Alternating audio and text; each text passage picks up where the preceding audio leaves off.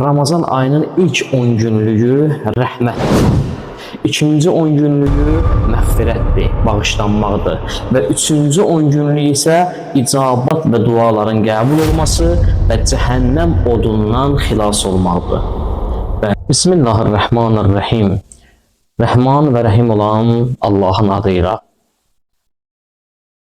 Qarşıda mübarək Ramazan ayı gəlir. Bu münasibətlə mən hər birinizi, əziz dostlar, təbrik edirəm və Allah Taala'dan bütün tutacağınız orucları və edəcəyiniz ibadətlərin qəbul olmasını diləyirəm. Bizim qədim alimlərimizdən olan Şeyx Saduq öz kitablarının birində belə bir hədis nəql edir, Ramazan ayının gəlişi ilə bağlı. Mən istəyərəm o hədisi sizin diqqətinizə çatdıram. Həzrəti Peyğəmbərimiz son Şaban ayının cümə günündə Ramazan ayının gəlişi ilə bağlı xutbə oxuyur. Bunu Əbu Vərd İmam Baqir Əl-İslamdan nəql edir. Əbu Vərd İmam Baqir Əl-İslamdan nəql edir. Buyurur ki, Həzrəti Peyğəmbər Şaban ayının son cüməsində bir xutbə oxudu. Buyurdu ki, sizin üzərinizə elə bir ay öz rəhmət kölgəsini salıb ki, onun gecələri 1000 aydan üstündür. O Ramazan ayıdır.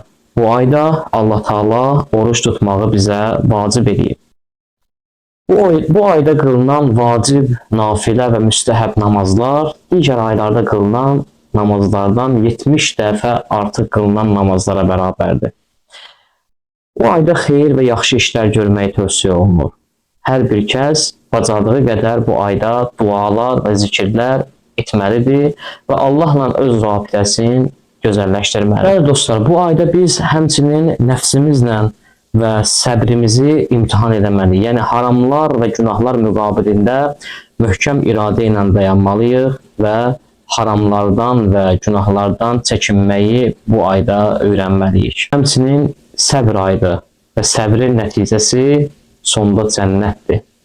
Bəli əziz dostlar, bu ay Allah Taala'nın verdiyi həmçinin ruzi digər insanlara paylaşmaq, Allahın verdiyi ruzunu digər insanlarla paylaşmaq və Allahın bəndələrinin ehtiyaclarını təmin etmək, mömin qardaşlar arasında müsavatlıq, bərabərlik yaratmaq ayıdır.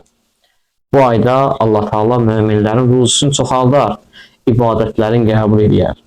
Kim bu ayda oruç tutana iftar süfrəsi verərsə, Allah Taala həmən şəxsin tutduğu orucun savabı qədər Allah Taala ona savab verər və onun keçmiş günahlarını bağışlayar.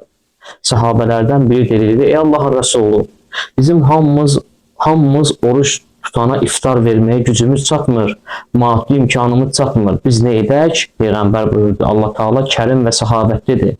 Sizdən kim kiçik su ilə qarışdırılmış süd, ayran, şərbət, bir xurma dənəsi olsa belə oruç tutana versə və o oruç tutan öz iftarını açsa, Allah Taala həmən şəxsin orucunun savabı qədər ona savab verər. Və kim bu ayda öz tabiçiliyində olan işçinin işini asanlaşdırırsa, bu həmçinin buradan mən müdürlərə də səslənirəm, rəhbərlərə də səslənirəm.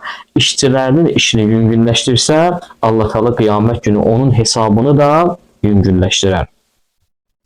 Bu bir aydır ki, əziz dostlar, Ramazan ayının ilk 10 günlüyü rəhmətdir. İkinci 10 günlüyü məğfirətdir, bağışlanmaqdır. Və üçüncü 10 günlük isə icabət və duaların qəbul olması və cəhənnəm odundan xilas olmaqdır. Dostlar, bu ayda biz 4 xüsusiyyətə ehtiyaclıyıq. Bu 4 xüsusiyyətlər görək nədir? Bu 4 xüsusiyyətlərdən ikisi Allah Taala'nın razı salmaq üçün ehtiyacımız var və ikisinə isə özümüz möhtacıq. Görək Allahı razı salmağımız üçün olan xüsusiyyətlər hansıdır? Birinci xüsusiyyət Allahın təklinə şəhadət verməkdir.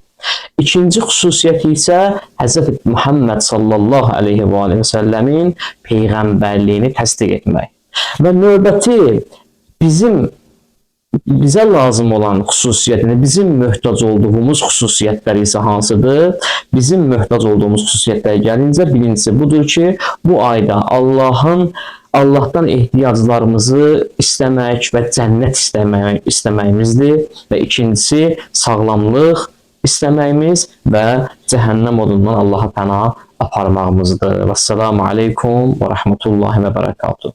Allah tutacağımız orucları və edəcəyimiz ibadətləri bizdən ən ali dərəcədə qəbul etsin.